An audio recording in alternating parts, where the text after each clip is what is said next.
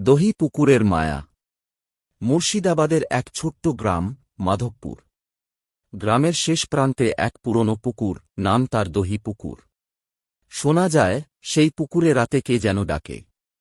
প্রথমে মিষ্টি গলায়, তারপর গা ছমছমে ভয় ধরানো স্বরে।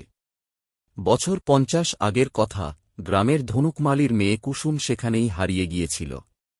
সন্ধ্যার পর কুসুম দহি পুকুরে জল আনতে গিয়েছিল। সে রাতে আর ফিরে আসেনি।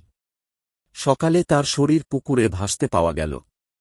চোখ দুটো ছিল অদ্ভুতভাবে উল্টে থাকা। এরপর থেকে কেউ আর সন্ধ্যার পর সেই পুকুরের ধার মারায় না।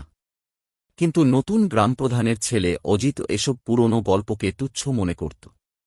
একদিন সন্ধ্যার পর বন্ধুদের সাহস দেখানোর জন্য সে দহি পুকুরে গেল। হাতে একটা টিমটিমে লণ্ঠন।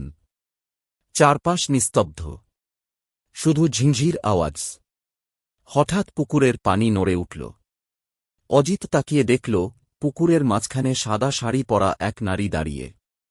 কে তুমি? অজিত চিৎকার করে জিজ্ঞেস করল। নারীটি বলল, আমার নাম কুসুম। তুমি কি আমাকে মুক্তি দিতে এসেছ? অজিত ভয় পেয়ে পালাতে চাইল, কিন্তু তার পা যেন মাটির সঙ্গে লেগে গেছে।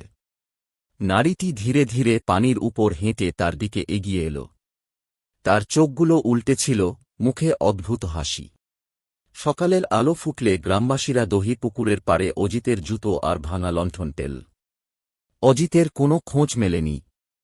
সেই থেকে দহি পুকুরের কান্না আরেকটি কণ্ঠস্বর পেয়ে গিয়েছে। এখন রাতের আঁধারে শোনা যায়, আর কে আসবে আমায় মুক্তি দেবে?